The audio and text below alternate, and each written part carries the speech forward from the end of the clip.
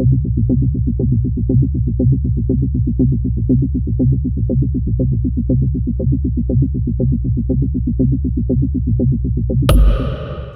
सुनी कि नहीं सुनी आपने दोस्तों? पाकिस्तान ने ब्रह्मोस मिसाइल के जवाब में एक नई मिसाइल बना ली है। पाकिस्तानी आर्मी के रॉकेट फोर्स कमांड ने 7 मई को अपने एक वीडियो में इस मिसाइल को दिखाया है। मुश्किल से गिनती के 3 फ्रेम, और इन 3 फ्रेम में मिसाइल का कोई वीडियो नहीं बल्कि तस्वीर है। और इस तस्वीर में एक कोने पर लिखा है फतह 3 क्रूज मिसाइल। तो पाकिस्तान ने क्या ब्रह्मोस के जवाब में इस 3 फ्रेम वाली तस्वीर को तैयार किया है? असल में पाकिस्तान ने इस मिसाइल के बारे में अब तक कोई जानकारी नहीं दी है। पाकिस्तान के मीडिया ने भी चुप्पी साधी हुई है, लेकिन सोशल मीडिया और मलेशिया की pro Pakistani website defence security Asia में इस मिसाइल को लेकर रिपोर्ट पब्लिश हुई है। लेकिन इस रिपोर्ट ने भी पाकिस्तानी मिसाइल की पोल पट्टी ही खोल दी है। देखिए, डिफेंस सिक्योरिटी एशिया की headline, Pakistan unveils Fateh 3 supersonic missile based on China's HD-1। तो क्या वाकई पाकिस्तान ने चीन की HD-1 मिसाइल की कॉपी बनाई है, या फिर कहीं HD-1 को ही तो पेंट वेंट करके, मतलब नया ग्रीन पेंट लगाकर, स्टिकर चिपकाकर फतेह 3 का नाम तो नहीं दे दिया? क्योंकि मलेशिया ही नहीं, पाकिस्तान के फास्ट फ्रेंड तुर्की से एक तुर्की का हैंडल है ट्विटर का, क्लैश रिपोर्ट, उस नाम के एक्स हैंडल ने भी कुछ ऐसा ही लिखा है। पाकिस्तान ने आज सार्वजनिक रूप से अपनी नई फतेह 3 सुपरसोनिक क्रूज मिसाइल का अनावरण किया। इसे गुआंगडोंग होंगडा की चीन निर्मित HD-1 मिसाइल का एक स्थानीय रूप माना जा रहा है। स्थानीय रूप? क्या मतलब हुआ इस स्थानीय रूप का? चीन से लाकर डेंटिंग पेंटिंग की और नई मिसाइल तैयार, है ना? लेकिन अब पाकिस्तान के पीछे मत पड़िए। क्या हो गया कि उसने चीन से मिसाइल मंगवाकर उसे फतेह 3 का नाम दे दिया? भाई, पाकिस्तान JF-17 जेट भी तो ऐसे ही बना रहा है ना। सारे पार्ट्स चीन से पाकिस्तान आते हैं, फिर पाकिस्तान में उसे असेंबल किया जाता है और फिर पेंट किया जाता है और मेड इन पाकिस्तान का स्टिकर लगा दिया जाता है। ना रिसर्च की ज़रूरत, ना एक्सपेरिमेंट की, ना डेवलपमेंट की, बस पका पकाया माल ऑर्डर करके मंगवाया और तैयार हो गया जी फाइटर जेट। भला और क्या चाहिए पाकिस्तान को? अब जेट के बाद ये क्रूज मिसाइल। पाकिस्तान ने फतेह 3 के बारे में केवल एक तस्वीर अपने वीडियो में लगाई है और लिखा है क्रूज मिसाइल। इस मिसाइल का डेवलपमेंट कब शुरू हुआ, कब कब टेस्ट हुए, इस बारे में कोई डिटेल शेयर नहीं की गई है। तभी तो इस दावे को बल मिल रहा है कि पाकिस्तान ने इसे डेवलप ही नहीं किया है, इसे चीन से बना बनाया लाया गया है। अब कोई यह भी कह सकता है कि भाई, ब्रह्मोस भी तो रूस की मिसाइल P-800 पर बेस्ड है। बिल्कुल सही बात है, बेस्ड है, लेकिन कॉपी नहीं है। स्टिकर लाके नहीं चिपकाते हम यहां पर। ब्रह्मोस को बनाने के लिए बाकायदा ब्रह्मोस एरोस्पेस कंपनी बनाई हुई है। 3 प्रोडक्शन यूनिट्स हैं, लखनऊ, हैदराबाद, नागपुर, पिलानी जैसे सेंटर्स हैं। ब्रह्मोस के डेवलपमेंट से लेकर एक एक टेस्ट की तस्वीरें, वीडियो, रिपोर्ट्स दुनिया के सामने आती रहती हैं। लेकिन पाकिस्तान ने अचानक अपने एक प्रोपेगेंडा वीडियो में एक तस्वीर लगा दी और दावा किया कि उसने फतेह 3 क्रूज मिसाइल डेवलप कर लिया। खैर, पाकिस्तान इसे भारत की ब्रह्मोस मिसाइल का जवाब बता रहा है। देखिए, डिफेंस सिक्योरिटी एशिया ने भी लिखा है कि चैलेंजिंग इंडियाज ब्रह्मोस डोमिनेंस इन साउथ एशिया। अच्छा, ऐसा है क्या? तो चलिए पहले पाकिस्तान के इस फतेह 3 के बारे में थोड़ी बहुत जानकारी डिग करते हैं और फिर ब्रह्मोस की बात करते हैं। तो जैसा कि मैंने आपको बताया कि अब तक पाकिस्तान की तरफ से इस मिसाइल की कोई डिटेल नहीं बताई गई है, लेकिन अगर यह मिसाइल वाकई चीन की HD-1 की कॉपी है या HD-1 ही है, तो उसके आधार पर फतेह 3 मिसाइल के बारे में बात कर लेते हैं। तो इस मिसाइल का वजन करीब करीब 2200 किलोग्राम हो सकता है और लंबाई 8.3 मीटर तक होगी। इसमें 240 से 400 किलोग्राम तक का हाई एक्सप्लोजिव या क्लस्टर वॉरहेड भी लगाया जा सकता है। इस मिसाइल में इंटीग्रेटेड रैमजेट के साथ सॉलिड रॉकेट बूस्टर इंजन लगा हो सकता है। यह एक क्रूज मिसाइल है जिसकी अधिकतम फ्लाइट एल्टीट्यूड 15 किलोमीटर की होगी, लेकिन इसमें सी स्किमिंग फ्लाइट की भी कैपेबिलिटीज हैं।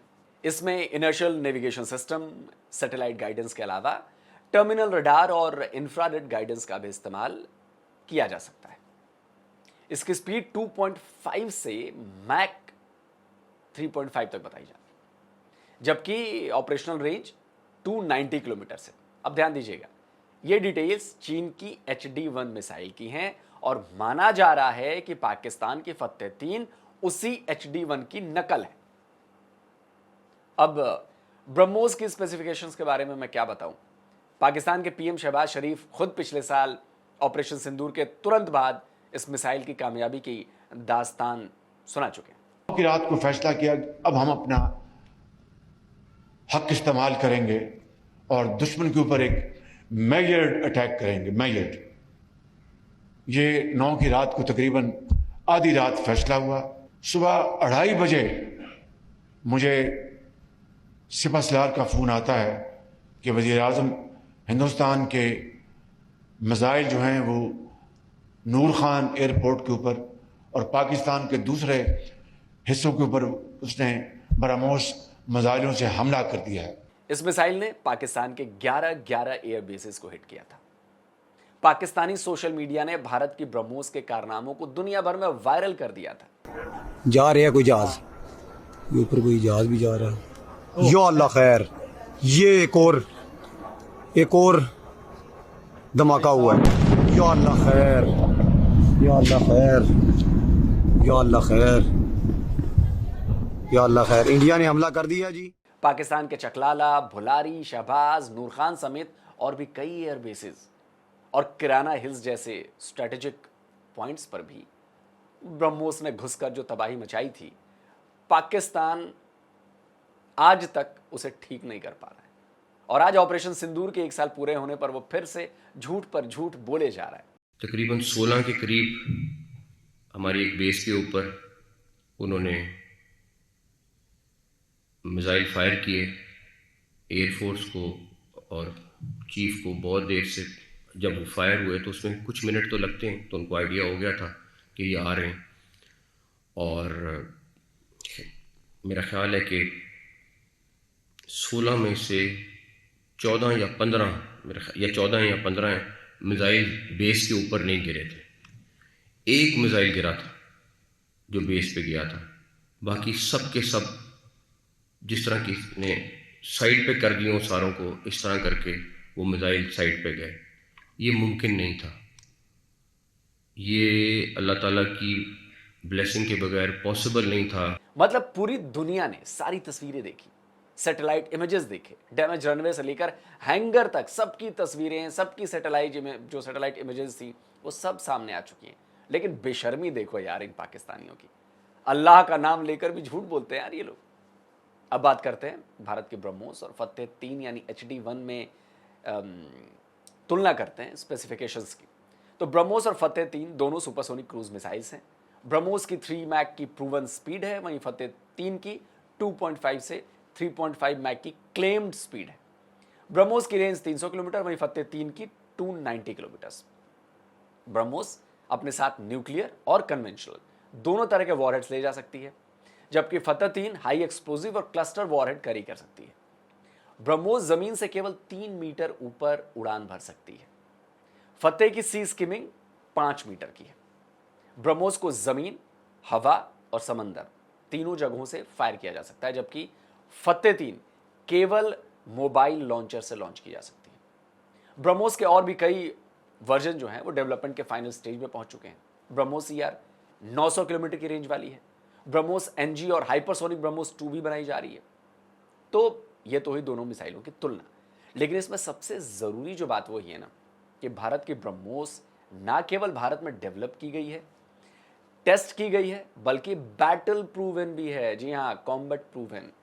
और तो और फिलीपींस ने भारत से इस मिसाइल सिस्टम को खरीदकर चीन के खिलाफ तैनात किया हुआ है।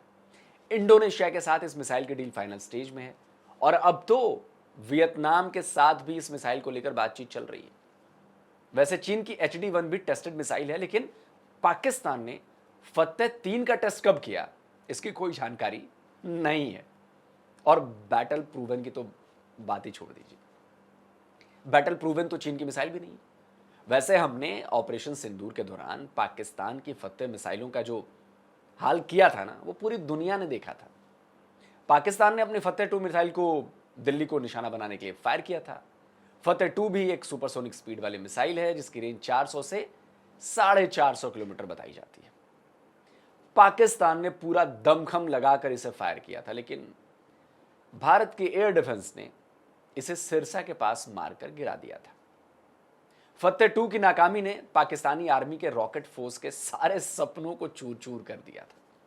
इसके बाद फतेह 2 को अपग्रेड करने की कवायद शुरू गई थी और कुछ दिनों बाद, मैं सबूत दे देता हूं, कुछ दिनों बाद ही फतेह 2 का फिर से टेस्ट किया गया था जिसकी खबर दी गई थी।